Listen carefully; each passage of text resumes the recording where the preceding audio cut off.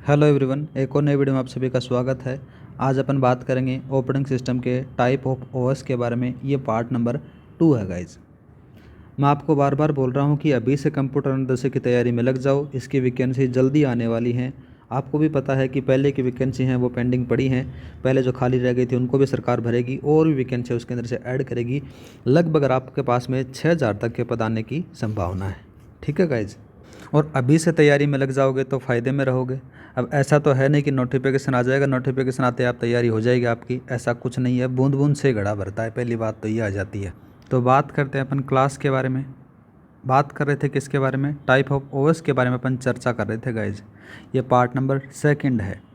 चौथे नंबर का आता है, नाम आता है आर्टोस।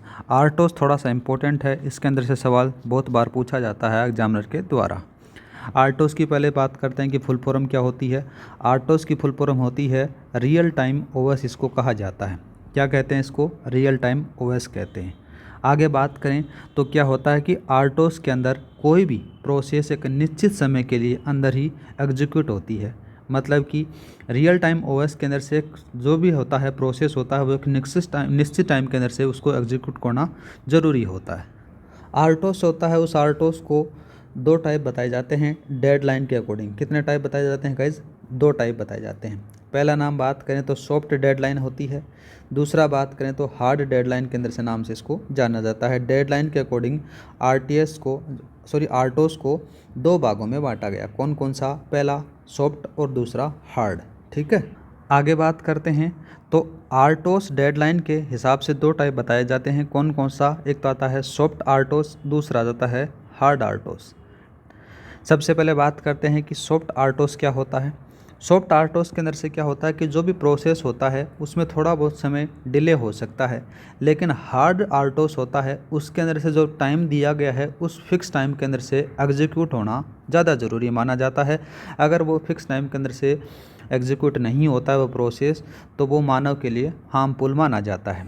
इन सारी चीज़ों के बारे में बताया गया है। इनके बारे में बात करते हैं। सॉफ्ट आर्टोस। सॉफ्ट आर्टोस क्या होता है? यह सॉफ्ट डेडलाइन पर वर्क करता है। किस पर करेगा? सॉफ्ट डेडलाइन पर वर्क करता है। और सॉफ्ट आर्टोस के अंदर प्रोसेस को निश्चित समय के बाद भी एग्जीक्यूट होने की परमिशन दे दी जाती है।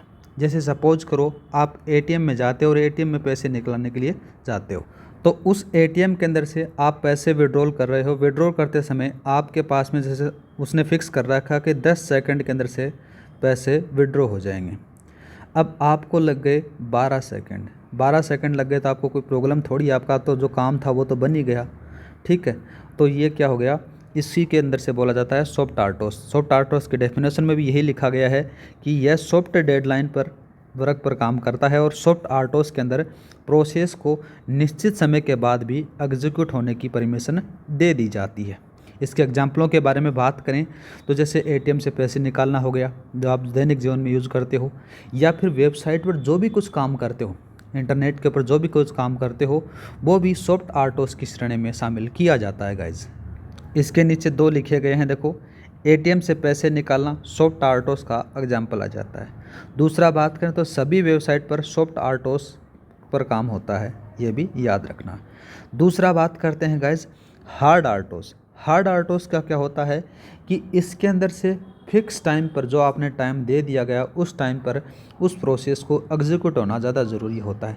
जैसे सिग्नल हो गया, ट्रैफिक सिग्नल हो गया, या फिर रेलवे सिग्नल हो गया, या फिर मिसाइल लॉन्चिंग हो गई।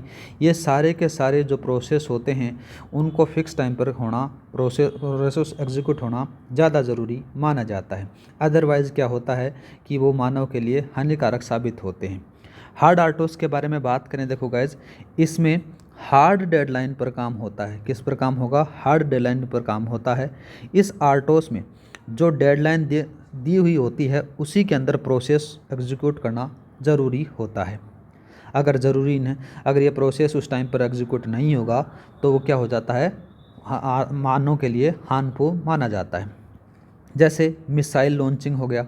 मिसाइल लॉन्चिंग आपने कर दिया कि 10 सेकंड का समय दे दिया गया, 10 सेकंड के बाद में आपको ये मिसाइल लॉन्च होनी है। अगर 10 पॉइंट कुछ भी ले लिया, 0.111 भी ले लिया ना, इस मिली सेकंड को भी अगर आप इसने यहाँ पर डिले हो जाता है तो वो क्या हो जाती है? उसकी डायरेक्शन चेंज हो सकती है, ठीक है, या फिर जो उसका एम है वो चेंज हो सकता है, इसीलिए ये हार्ड आरटोस के अंदर से शामिल किया जाता है।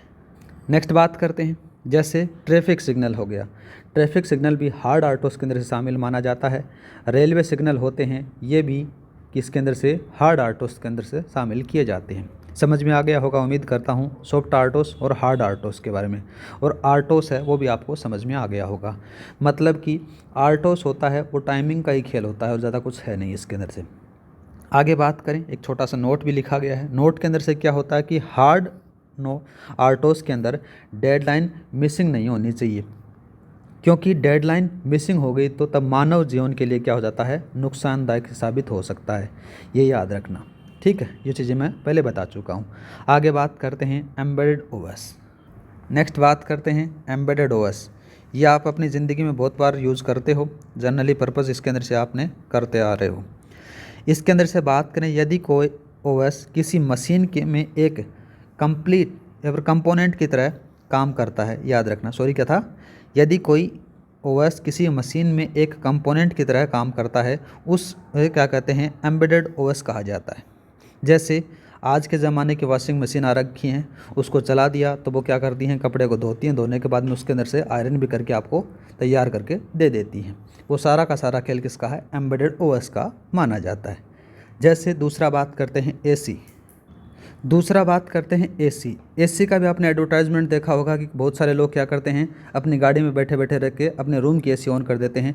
वो सारा का सारा खेल वो भी किस पे रहता है, एम्बेडेड ओएस पे रहता है। आजकल के जो पंखे आ रखे हैं वो भी एम्बेडेड के अंदर से शामिल किए जाते हैं, वो भी सारे के सारे प्रोसेस किस पर काम करते हैं, एम्बेडेड ओएस के ऊपर काम करते हैं। ये थे गाइज एम्बेडेड ओएस के बारे में। आगे बात करते हैं, नेक्स्ट आता है डिस्ट्रीब्यूटेड ओएस। डिस्ट्रीब्यूटेड ओएस का मतलब क्या होता है, सबसे पहले बात याद रखना कि इसका एक अन्य नाम होता है जो एग्जाम ओरिएंटेड बहुत ज़्यादा इंपॉर्टेंट है, नेट और गेट के अंदर से बहुत बार पूछा गया है। इसका नाम क्या जाता है, लूजली कपल्ड ओएस इसको कहा जाता है। आपके पास में एग्जामिनर कैसे सवाल देगा, निम्नलिखित में से लूजली कपल्ड ओएस कौन सा है, 3-4 का नाम दे देगा, तो उसको किसको कहा जाता है, डिस्ट्रीब्यूटेड ओएस होता है, उसको कहा जाता है। अब जैसे लूजली कपल ओएस या फिर डिस्ट्रीब्यूटेड ओएस के बारे में बात करें तो जैसे ये एक नेटवर्क है, इंटरनेट है। इस इंटरनेट के अंदर से एक बंदा ए जुड़ा हुआ है, दूसरा बंदा डी जुड़ा हुआ है, और तीसरा बंदा बी जुड़ा हुआ है जो यूएस से जुड़ा हुआ है, एक पाकिस्तान से जुड़ा हुआ है, सी से जुड़ा हुआ है। आप लोगों ने क्या किया, आप अपनी इन्फॉर्मेशन शेयर कर रहे हो पर अपना हार्डवेयर शेयर नहीं कर रहे, इसी को क्या कहा जाता है, डिस्ट्रीब्यूटेड ओएस या फिर लूजली कपल्ड ओएस के नाम से जाना जाता है। अब इसके डेफिनेशन के बारे में चर्चा करते हैं। देखो, तो लूजली कपल्ड डेफिनेशन इसके बारे में बात करें तो जब किसी कंप्यूटर सिस्टम को इंटरनेट या फिर इंटरकनेक्टेड नेटवर्क से जोड़ा जाता है तो उस कंप्यूटर सिस्टम का ओएस होता है वो डिस्ट्रीब्यूटेड ओएस कहलाता है, याद रखना।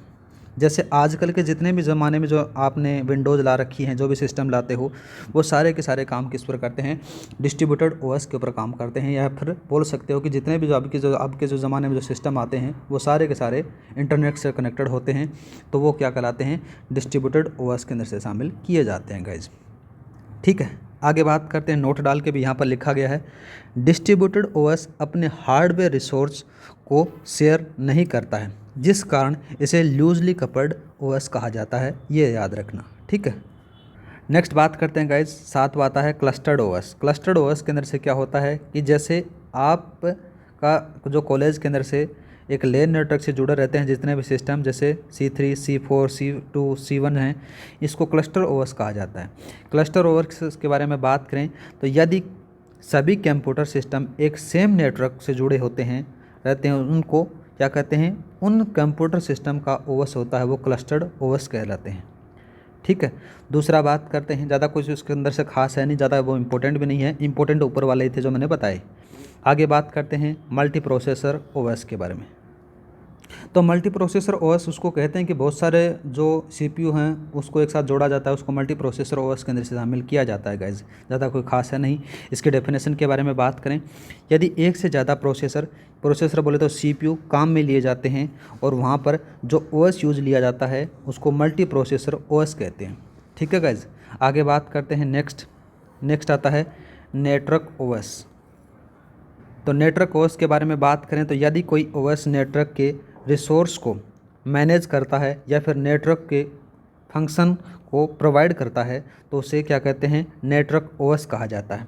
जैसे बात करें विंडोज़ हो गई, एंड्रॉयड हो गया, लिनक्स हो गया, सारे के सारे क्या हैं, नेटवर्क ओएस कहलाते हैं गाइज। तो गाइज ये थे टाइप ऑफ ओएस के बारे में। आज के लिए इतना ही, मिलते हैं नेक्स्ट क्लास में। जय हिंद, जय भारत। जो नए लोग हैं वो लाइक और सब्सक्राइब करना न भूलें, जिससे मेरे को थोड़ा बहुत मोटिवेशन मिलता रहे। और आपकी कंप्यूटर अनुदेशक की वैकेंसी है वो जल्दी आने वाली है, इसलिए आप अभी से तैयारी में जुड़े रहिए, जिससे आपकी तैयारी ज़्यादा बेटर रहेगी। और जो नोटिफिकेशन के बाद में तैयारी करेंगे उससे ज़्यादा आपको पास में नॉलेज होगा, तो आपको कंपटीशन में फाइट करना ज़्यादा आसान रहेगा। जय हिंद, जय भारत।